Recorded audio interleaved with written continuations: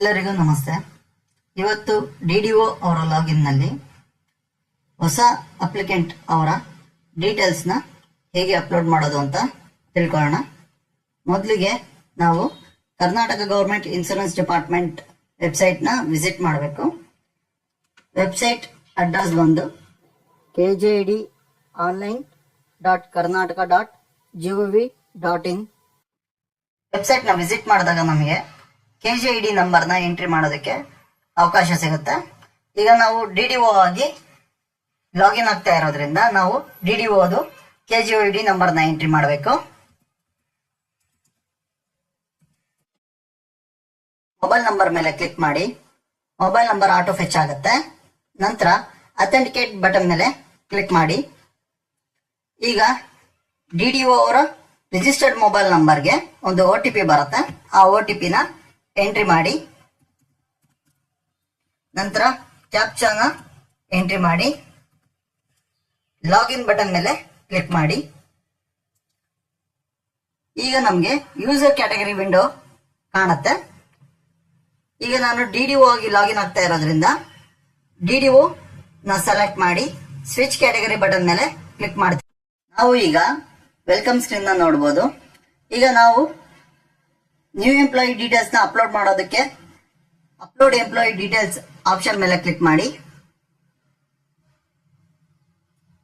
ನಮಗೆ upload employee data window open ಆಗುತ್ತೆ. ಈಗ ಆಡ್ ನ್ಯೂ ಎಂಪ್ಲಾಯಿ ಬಟನ್ ಮೇಲೆ ಕ್ಲಿಕ್ ಮಾಡಿ. ಕ್ಲಿಕ್ ಮಾಡಿದಾಗ ನಮಗೆ ಅಪ್ಲಿಕೇಶನ್ ಫಾರ್ಮ್ ಓಪನ್ ಆಗುತ್ತೆ. ಇದರಲ್ಲಿ ಎಲ್ಲಾ ಫೀಲ್ಡ್ಸ್ ಕೂಡ ಮ್ಯಾಂಡೇಟರಿ ಇರುತ್ತೆ. ಸ್ಪೌಸ್ ನೇಮ್ ನ ಬಿಟ್ಟು ಮೊದಲಿಗೆ ನಾವು ಪ್ರಪೋಸರ್ ನೇಮ್ ನ ಎಂಟ್ರಿ ಮಾಡಬೇಕು.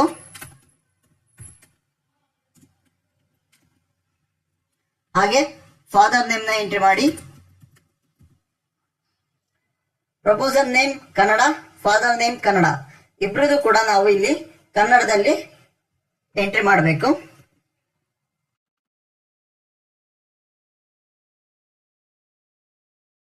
ನಂತರ ಜೆಂಡರ್ ನ ಸೆಲೆಕ್ಟ್ ಮಾಡಿ. ಮೊಬೈಲ್ ನಂಬರ್ ನ ಎಂಟ್ರಿ ಮಾಡಿ.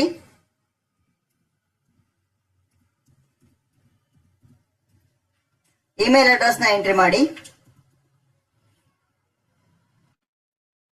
ಡೇಟ್ ಆಫ್ ಬರ್ತ್ ನ ಮೆನ್ಷನ್ ಮಾಡಿ.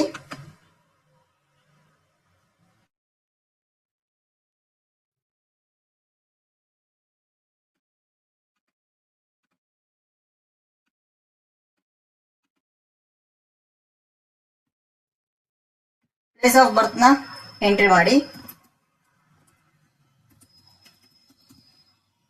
ಡೇಟ್ ಆಫ್ ಅಪಾಯಿಂಟ್ಮೆಂಟ್ ನ ಸೆಲೆಕ್ಟ್ ಮಾಡಿ. ಪ್ಯಾನ್ ನಂಬರ್ ನ ಎಂಟ್ರಿ ಮಾಡಿ.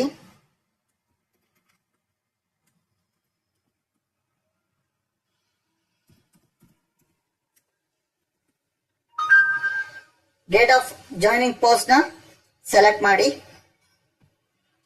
ಪೇ ಸ್ಕೇಲ್ ನ ಸೆಲೆಕ್ಟ್ ಮಾಡಿ. ಡೆಸಿಗ್ನೇಷನ್ ನ ಸೆಲೆಕ್ಟ್ ಮಾಡಿ. ಹಾಗೆ ಗ್ರೂಪ್ ನು ಕೂಡ ಸೆಲೆಕ್ಟ್ ಮಾಡಿ. ಈಗ ಅಪ್ಲಿಕೇಶನ್ ಫಿಲ್ ಆದ ನಂತರ ನೀವು ಎಂಟರ್ ಮಾಡಿರೋ ಡೀಟೇಲ್ಸ್ ಕರೆಕ್ಟ್ ಆಗಿದೆಯಾ ಅಂತ ಅಂದ್ಬಿಟ್ಟು ಕ್ರಾಸ್ ಚೆಕ್ ಮಾಡಿ. ನಂತರ ಸೇವ್ ಬಟನ್ ಮೇಲೆ ಕ್ಲಿಕ್ ಮಾಡಿ.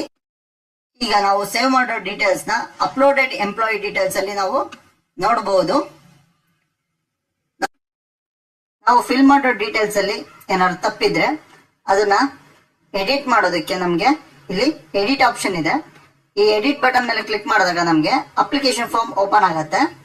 ನಾವು ಎಲ್ಲಿ ತಪ್ಪು ಎಂಟ್ರಿ ಮಾಡಿದೀವಿ ಅದನ್ನ ಸರಿ ಮಾಡಿ ಸೇವ್ ಬಟನ್ ಮೇಲೆ ಕ್ಲಿಕ್ ಮಾಡಿದ್ರೆ ಆ ಡೀಟೇಲ್ಸ್ ಸೇವ್ ಆಗುತ್ತೆ.